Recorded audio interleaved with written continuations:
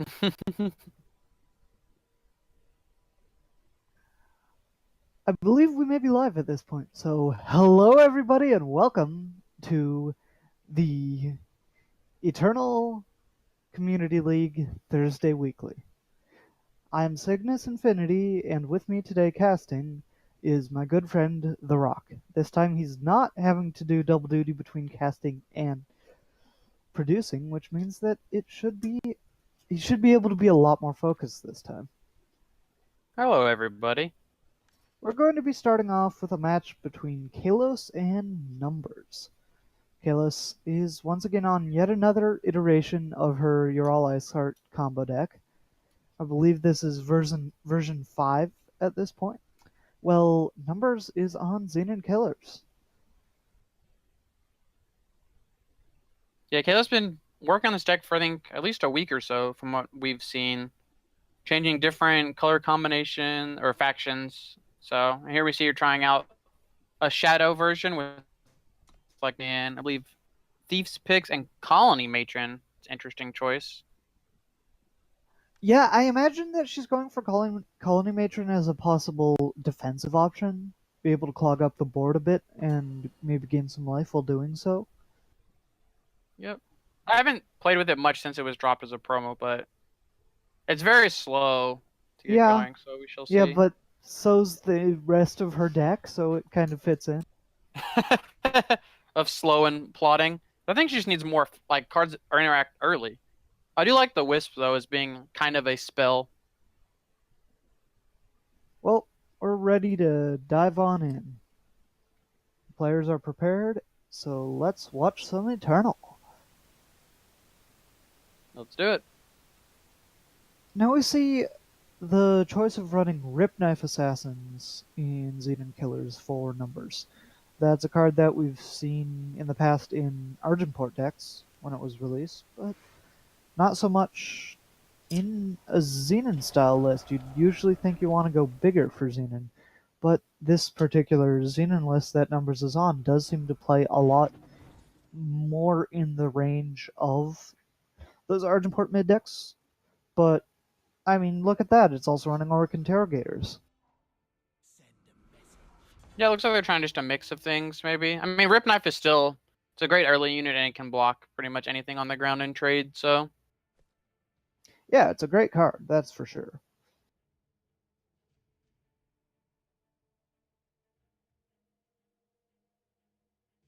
But yeah, the bigger points on the curve for this killer's deck are Allhead and Predatory Carnosaur.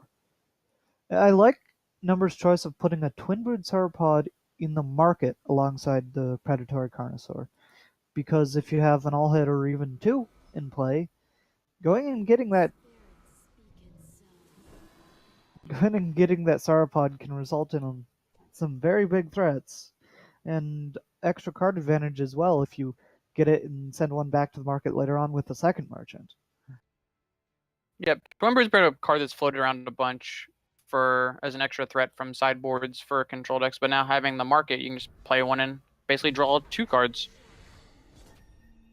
So Yeah,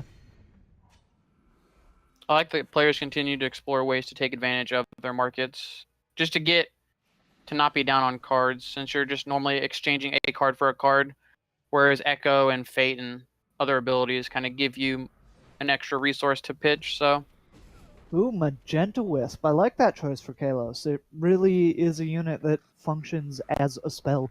And of course, she can't be running any spells in her deck other than the Eight of the Hurus, because otherwise, then Drawligh's Heart won't hit Eight of the Huru, which is what he needs to do to really combo out in this particular deck that Kalos is on. yeah, her deck's looking to just Ice Harden OTK people with 8 of the Huru, since if Ice Heart has Overwhelm, all that extra damage just goes to your opponent's face. You know, he might have to have Deadly as well in this particular matchup. I think just the units are going to get too large.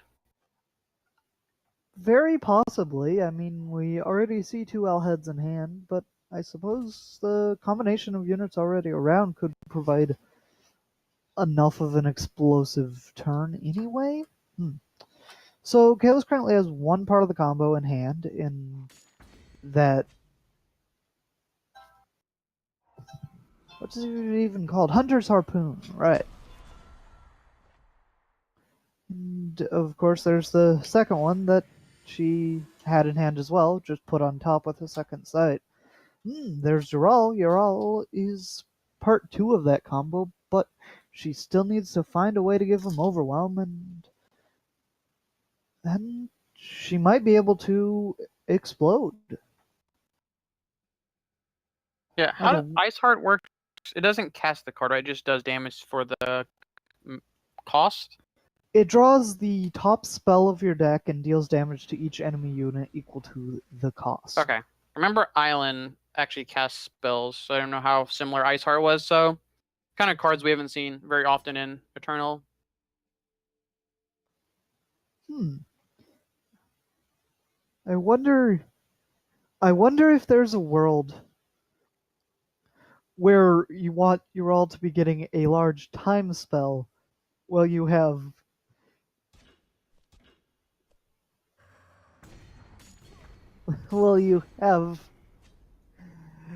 uh, Talir in play. I think that's going a little deep. I mean, this deck for Kalos might be going a little deep for this particular game as well. Oh, and a top deck Annihilate, that's just going to prevent Iceheart from ever actually being able to interact, even though it's going to have to come down this turn as a chump blocker, and still won't be enough blockers for the number units in play for numbers. Yeah, Numbers has lethal 6 ways to Sunday.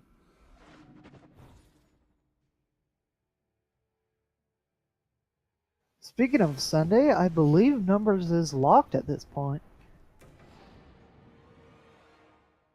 I'm not sure. We can look and find out, though.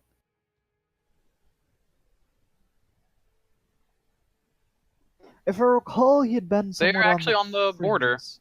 Yeah, on the borderline. But in playing in this tournament, I think that should help a fair bit. They will get at least 1 point for participating, assuming they play the 2 rounds minimum. And then, yeah. But looks like our last couple spots might come down to Casual Friday. It's very possible that participating in the Casual Friday may provide the 2 points a player needs to make it into our invitational. Because we have Eclipser also just only a point behind a qualification at this point. So, And he's playing tonight as well.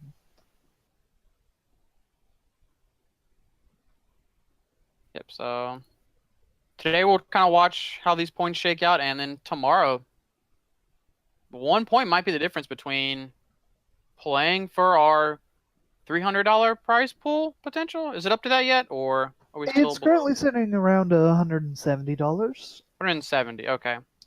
If people want to help us get to 300, that would be amazing. You can do that for free if you haven't already by going to Matcherino through the link below the stream or possibly in chat and entering our code that you can also find there, ECL August 18, as well as also some Twitter links that you can find on the Matcherino page below the, if you scroll down a little bit. And doing those will add more to the prize pool for free. Yep. Looks like players have jumped back into the game though. That is correct.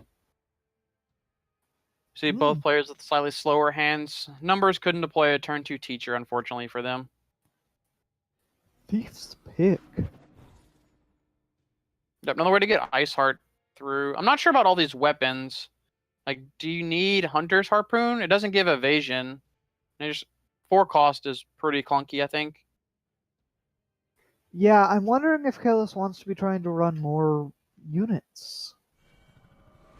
Numbers decides playing out Teacher of Humility is the better play than Var's favor face to get another power, which means that Numbers is still on 2, while Kalos gets to play and sacrifice a Magenta Wisp to kill Teacher of Humility. Yep, they Now just want we to have a see, threat in play before Kalos really gets going, so. even though she doesn't work out with Hunter's Harpoon, we do see a large part of why Kalos is running a decently high weapon count in that Horde Plunderer right there. Very fun card, by the way. Yeah, Kalos has Thief's Picks, Changey Sticks, and Long Barrels, I believe, that all have Spellcraft. Yeah, she does.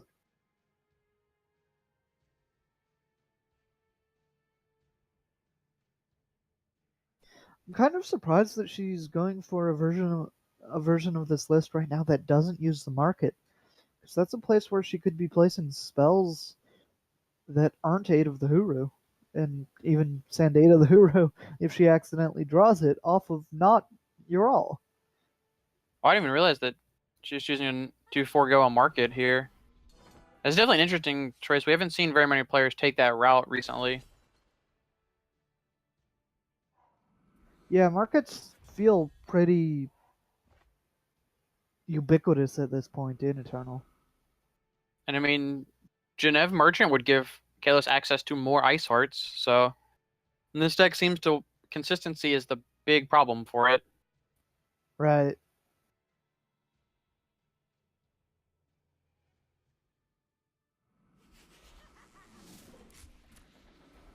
But she does have a good start here compared to what Numbers is capable of doing. He does have the Vars choice that could mess with one of Kalos' units, but this turn might just be better spent playing out an Owlhead. Yep, I think you just want to get your board established. The Varus choice doesn't do a ton, very effectively at least, and Numbers needs to be the aggressor in this matchup, I believe. Well, definitely. If he waits around for too long, he can just be detonated. Yep, so I Luckily like for the Owl Numbers, headline. it is fairly projected when it's going to happen. I don't see Kalos likely to ever win the turn she plays Ural. No, she didn't have a way to give it charge or anything, so. Oh, Numbers could also play Titan plus Suffocate on one of these units, so. Yeah, and I suspect numbers will keep the Vars choice back to deal with any Ice Heart that does show up. Agreed, so. Really taking their time here, so. Titan plus Suffocate would be a strong play, especially Suffocate on Temple Shihan, but it looks like it's going to go towards the Magenta Wisp instead to defend the Aurelian Merchant. Understandable, as that is part of Numbers' power base at this point. It is true. But. So now, yeah, Killers can't really get through. I guess she could play the Thief's. Oh, yeah, Thief's Pick for free, so. Gets to steal a card and draw a card. We're a Flying Deadly Assassin. That is a Flying Deadly Warcry Ripknife Assassin. That is going to provide a decent blocking body, and since Horde Plunderer has Berserk, Kalis gets hit in twice there, drawing both Changey Stick and Portent Reader. So Portent Reader's a card that really hasn't seen any constructed play outside of some Kalios' very decks. deep combo decks like the ones that Kalis runs. Yeah, and it's discard a card to create a second side that you can cast later. So it's a way for her to have spells but not have spells in her deck. So Exactly. That's part of a cycle of cards that showed up in every faction. Other stuff like Workshop Tinker that makes Tinker, and yeah, it's a neat little cycle. I think most are geared towards limited play since they let players kind of prevent losing just to flooding out. yeah, but I've seen Learned Herbalist, the time one that creates secret pages, and the Outlaw, the shadow one that creates sabotage, see a decent amount of play, especially in reanimator styles. Oh as a yeah, way yeah, I've to seen those in the reanimator style discard decks. units. You Yep, know, there's a world where Kalos wins this game off of normal damage. that's what it's looking like here. So Then again, Numbers has access to Carnosaur or Xenon Initiation this turn. Xenon Initiation, of course, can't really kill the relevant stuff, but playing out Carnosaur could kill Horde Plunderer. Instead, Numbers goes for All Head plus Initiation to get All Head in he play as still soon as kills possible. Yeah. Plunder. So I think Go it's ahead. another threat on the board. It makes additional things that Numbers draws bigger than the Carnosaur would have, and Numbers, of course, still have the 7 power to be able to do that play rather than just 6 power play like Carnosaur.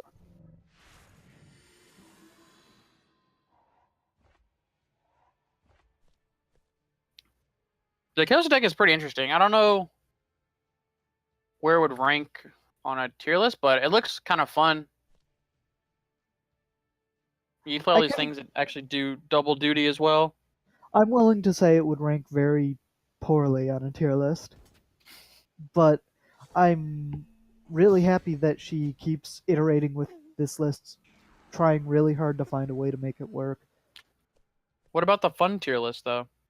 I bet it'd be real high on that one. Well, one of the things for me with the fun tier list is the deck has to at least feel like it does something in enough of its games to be Kalos has fun. been doing things.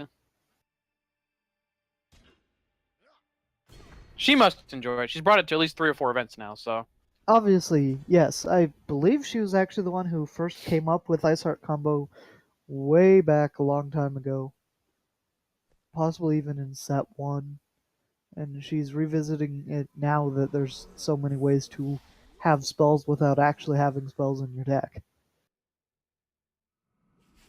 She's also running those Statuary Maidens. She's got 3 copies of them in her deck, and this one right here does make it tougher for Numbers to attack in. It looks like it's market time where the options are Rip Knife Assassin, Dark Return. Actually, no, those aren't options. Those you are can't some get those, Statuary. Banish Predatory Carnosaur and the Twin Brood Sauropods that she chose. which are now 10/8 thanks to Yes. Owlhead. So it's a great combo. Look, we got 2 combo decks going. I mean, a combo deck and a value deck. Potato, potato. Not everything's a combo. I mean, Yeah, things can. everything's a combo. I got some power. I got some units. I can play them. It's combo. Yeah, that's a combo. Various choice in enemy decks that contain units. That's a combo. Well, that's called disruption. Cygnus in the Rock. That's a combo. All right, I think your definition of combo is getting a little loose. You're gonna need to rein it in here. Chat won't stand for it. They want top-notch quality. Chat and wanting top watch quality. That's a combo. It is. Just don't call everything mid-range. That is not a combo. Huh. Choosing to put the Thief's Pick on Templo Shihan. I think Kalos, Callus is gonna get aggressive here and try to just win with normal damage. So she can do 8 this turn and then play 6 the Statuary next Maiden. turn, which is lethal over 2 turns, and with Carnosaur as a play here, she can kill something. I think she might actually win this off of the race. Yep. I don't know about the Carnosaur here does much, but Yeah, I'd rather be playing the Statuary Maiden as a blocker than the Carnosaur. The only significantly threatening unit Numbers has in play is the. Oh, what? whoa, Why what? didn't you attack? Helios, no! Kalos, you had lethal in the next 2 turns. What are you doing? Well, she still has lethal this turn, correct? I suppose attacking in with the Carnosaur. But that Yeah, gives, yeah, Numbers another card to draw. I mean, it still would have been a 2 turn clock anyway. It wasn't lethal on board. Yes. I feel like you So have an unblockable unit. They can't block anything. Your 2/5 doesn't block things that matter, and you're winning the race. I Think mean, the Kayla should have unblockable attacked. unit can block things as well, but I'd be weary of blocking with either of those units because they're required for me to be able to deal lethal here if I'm Kalos. Though Yeah, but I she mean, doesn't get punished. numbers isn't threatening that much damage, really. Oh, okay, I like that play from numbers to threaten as much damage as possible. Ulting Alhead on the 3 drop to Yeah, make it a 15-13, but Kalos here and can take 16 and kill everything else, pretty much. yeah. So this is going to be game for Kalos here. She chooses to kill one of the 1/4s, the other kill both the 1/4s rather than just block the 2/8 merchant, and yeah, she now has lethal on board, so we're going to get a game 3 between these two, Yeah, this is exciting. proving that Thief's Pick is a card, and Sabotage sometimes picks up good things. Pilfer. Pilfer, yes, not Sabotage. Sabotage is the thing made by Well, the the other card. Shadow 2 drop.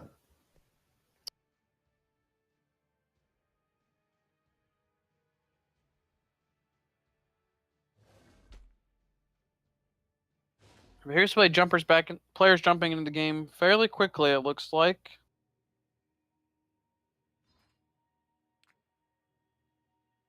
So, do you feel that that win there for Kalos was just due to numbers stumbling on power, or is it something that we might be able to see happen again without power stumbles?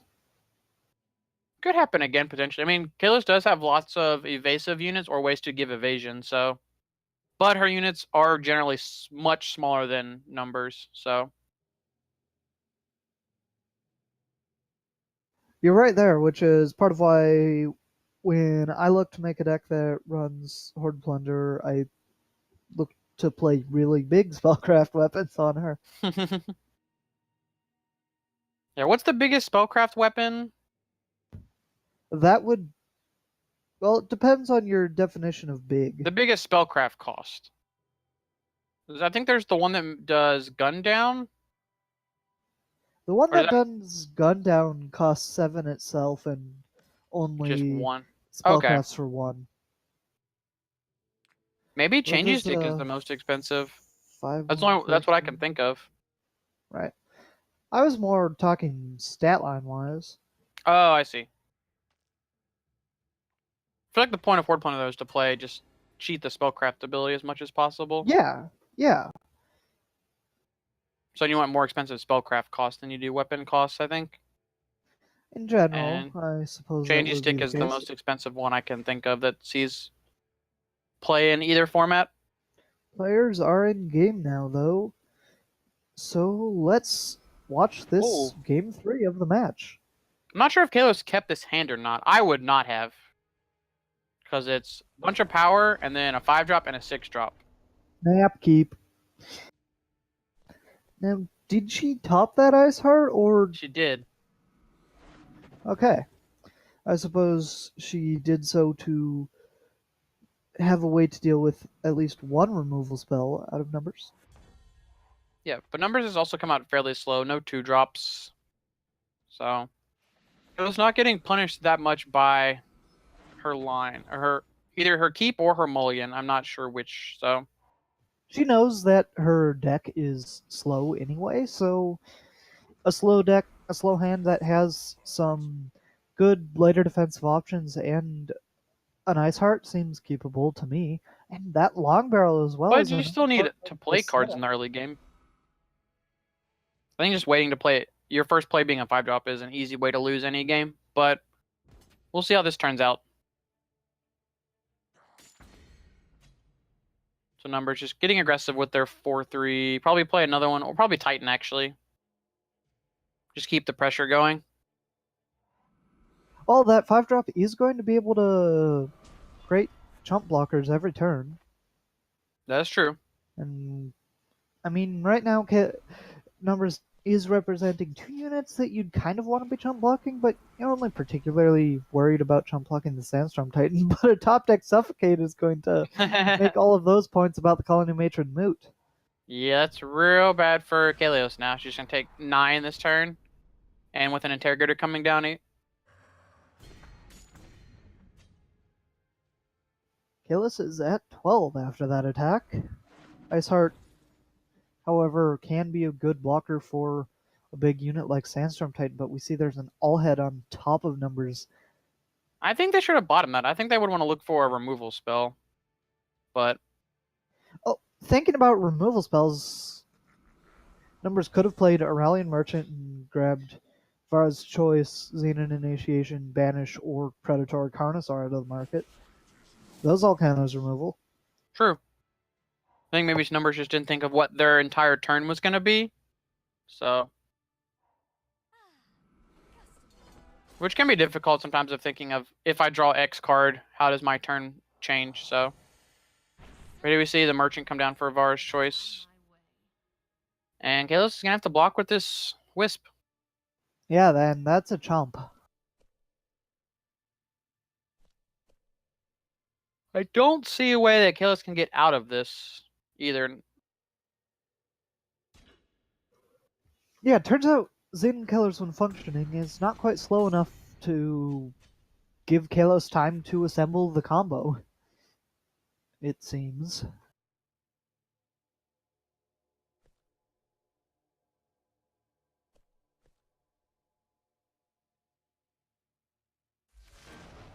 With that, congratulations to Numbers for taking this match and pushing further into a locked spot for the invitation. Yep. Both players are currently qualified for our Invitational. Kalos is all the way up with 22 points. Pretty solid lock at this point. Like we saw, Numbers is still grinding out last points to secure an invite. So we'll see if we have another backup match or if a backup match is coming.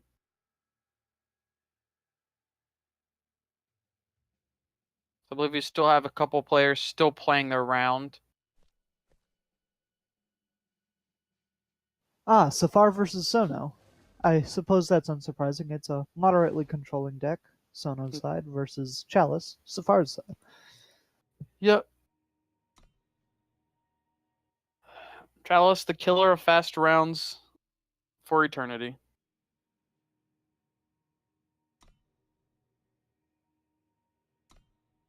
Looks like little spectator bugs, so we'll see.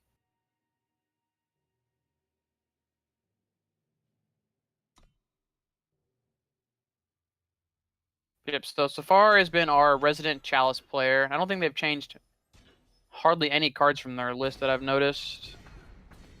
Then we see Sono is playing.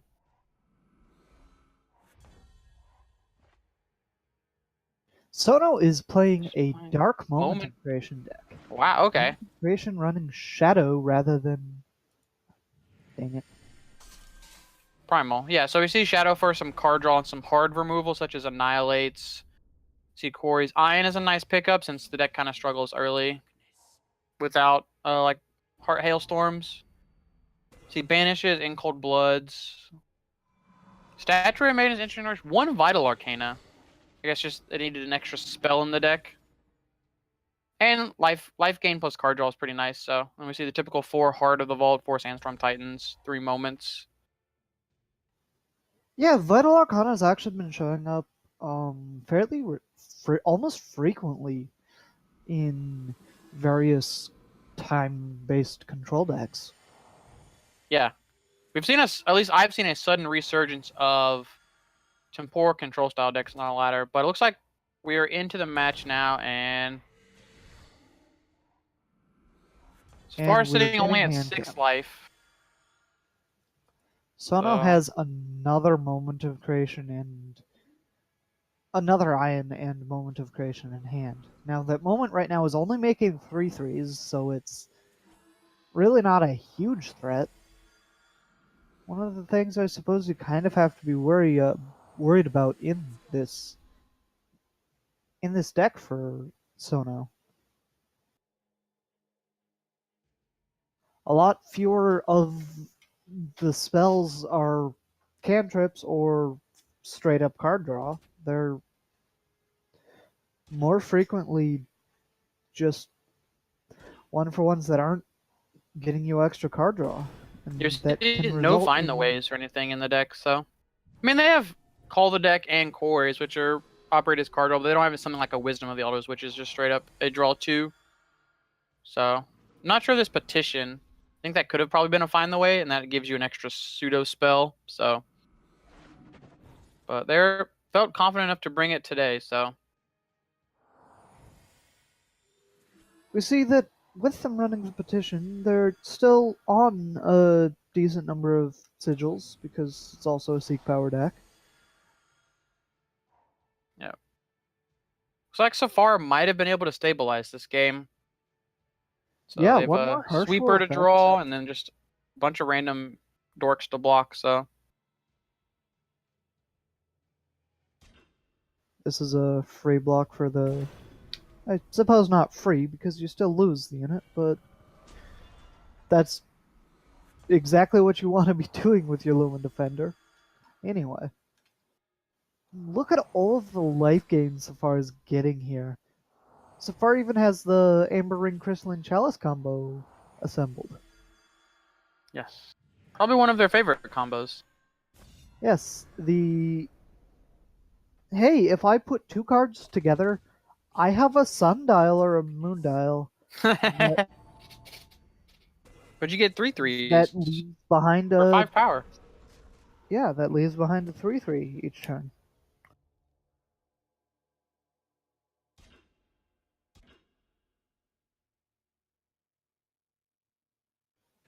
Double blocking the Ion to kill her. Him. It Ion. And now this other camel is big enough to happily block these 3/3s. Yep. Yeah, Safar is not in any rush to play this end of the story either, so since Camel is just gaining life every card they draw, they have 1/1 blockers for this 12/12, and they can kind of eat the rest of their units, so Safar is, of course, running a single copy of Lumen Defender as a way to avoid decking out in situations like this. So, Reclaimer. yes, Reclaimer, what did I But say? Sono is going to go ahead and concede. Not sure if that was the end of the match or not. But Sono definitely saw the writing on the wall and did not want to sit there and deal with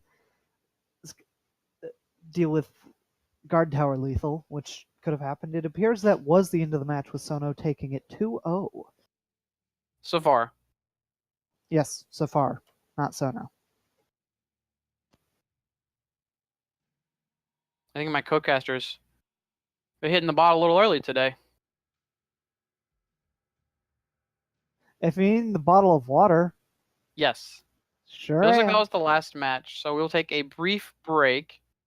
And we'll see everyone for round two.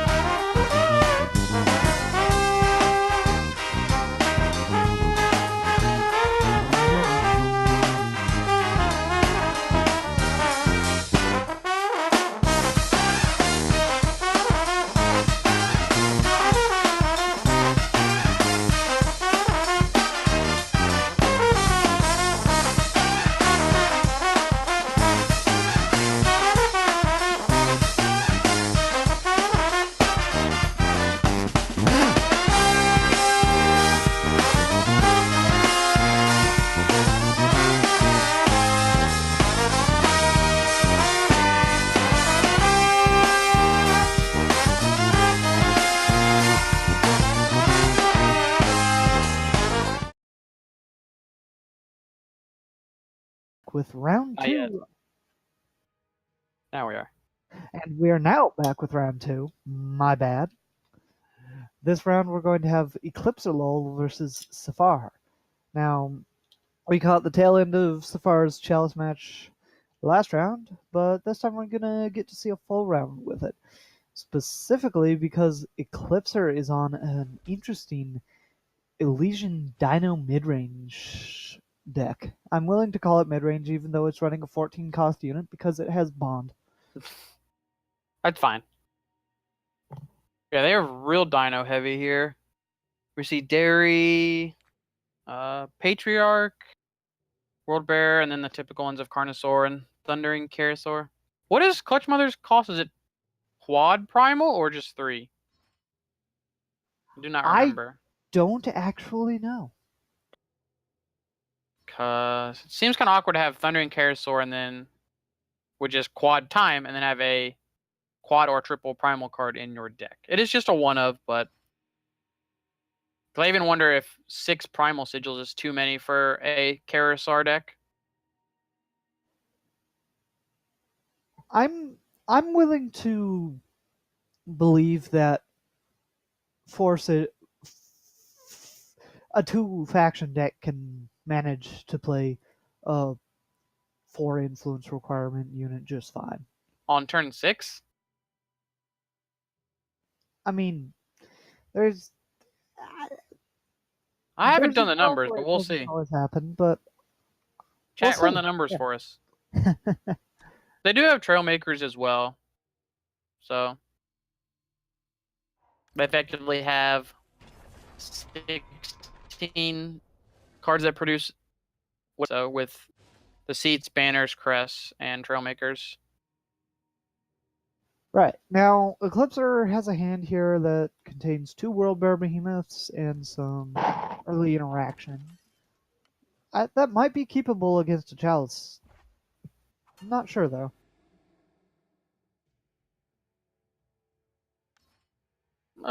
It seems awfully slow. And Eclipser agrees with your determination. Yeah, especially when Hailstorm doesn't do anything really in the matchup.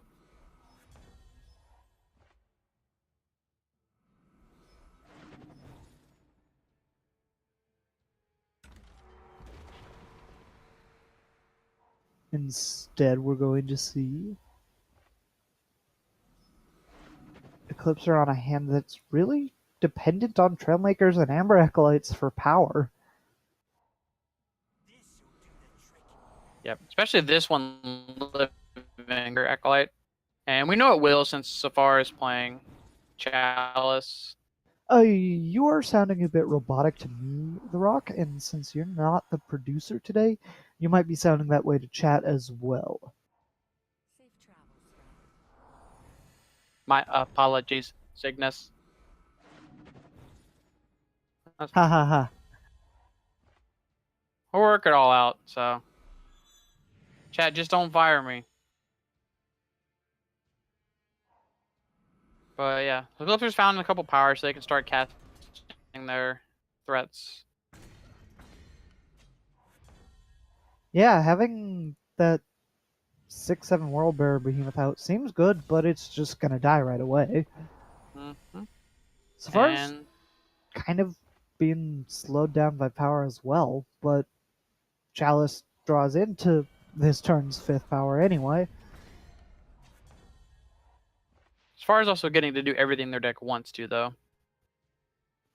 Yeah. That's what we have to keep in mind here.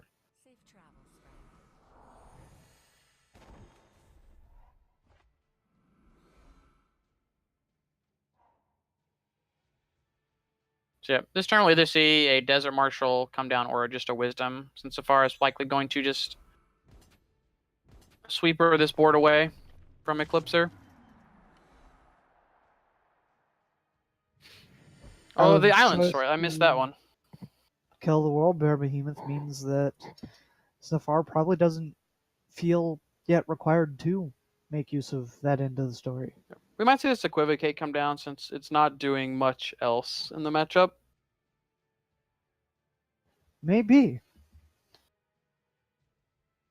There are some decent 5 drops to re-roll into as well. What's it gonna be?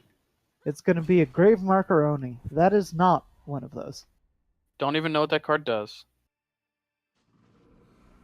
I think it's like a 4/2 or something for 5. That something with weapons.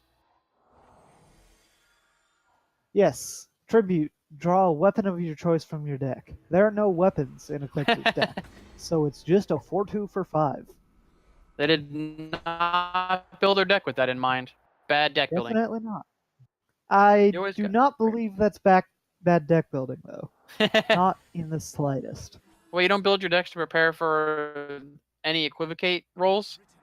You literally can't without making your deck significantly worse. Fight Nah, it's me. fine. If it's our Patriarch, however, might be able to show up and give some dinosaurs more power and toughness, but I agree that Eclipser is better served just now getting the obelisks in play and attacking with the units currently around, since he knows that his opponent has several harsh rule effects in the deck. Yeah, Clipser wants to keep some number of units in reserve for a sweeper that they know will come. But this deck kind of puts you in a bit of a pickle, and if you take your time, you just kind of lose to the value plan of Chalice. But if you push aggressively, you just lose to sweepers. So Yeah, that's the duality of these decks. Now we see Safar chose not to pop his Desert Marshal or Island's Choice to the killer and instead pop it as a blocker for the 8/8, just taking 4 from the Trailmaker. Safar will okay. now be wiping the board with Harsh Rule. They missed 4 damage. So far, you know better. You play this deck for a long time. Safar knows just fine. That 4 damage won't matter. It's about technical play proficiency. I want If 0 mistakes from every player. if the Chalice player is going to win, the Chalice player is going to win by their opponent conceding Shh. or decking out. Don't tell me how these decks work. I want to discover it on my own. I just want Uh huh. as much damage as possible every turn. Uh huh. Well, you're discovering right now that as much damage as possible every turn isn't necessarily what you need to be doing. Disagree.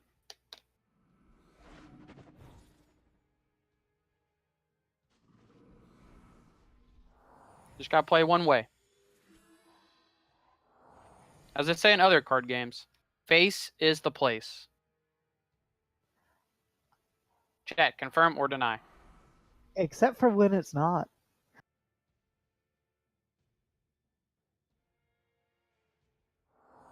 And I would say there's definitely situations here where it is most certainly not the place. Shall agree to disagree.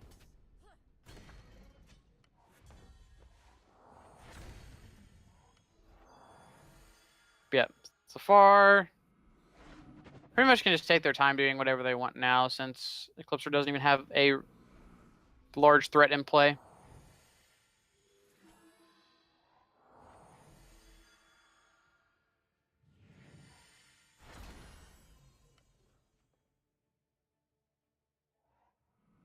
That is correct. And this won't be able to survive as a large threat. Playing out the 2 units here means that this board is definitely board wipe worthy, especially since Safar has a total of 4 in hand. Yeah, Safar can clean up any kind of units that Eclipser draws, so it's gonna be tough for However, them. it appears Safar really likes those Amaran camels because the play here has instead been to set up good blockers for the 5/8s after straight up killing the Patriarch. Well, now there's 7/10s. Exactly. The blocks are still fine.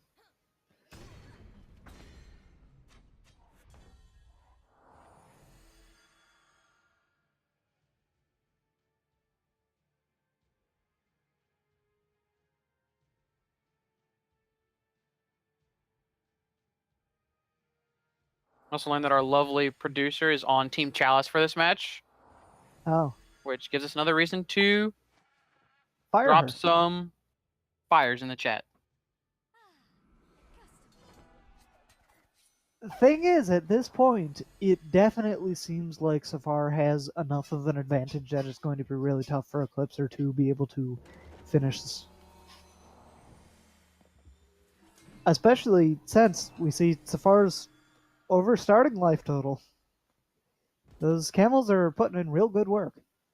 Yes.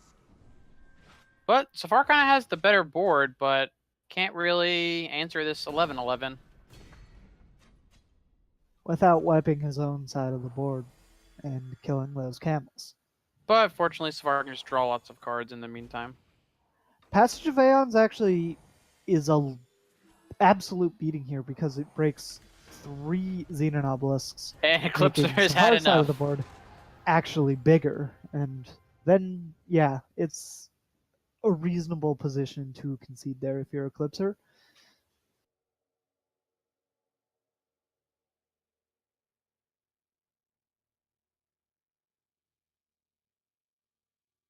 So I think that's how this matchup is going to go. Eclipser doesn't come out of the gate very fast or have a lot of resilient threats, such as like Aegis or some counter spells. So Safar's sweepers are just so devastating in this matchup. That's a very good point.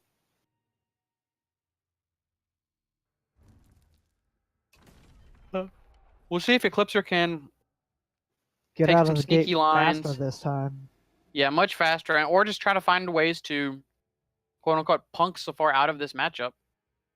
So I would assume that Eclipser is not favored.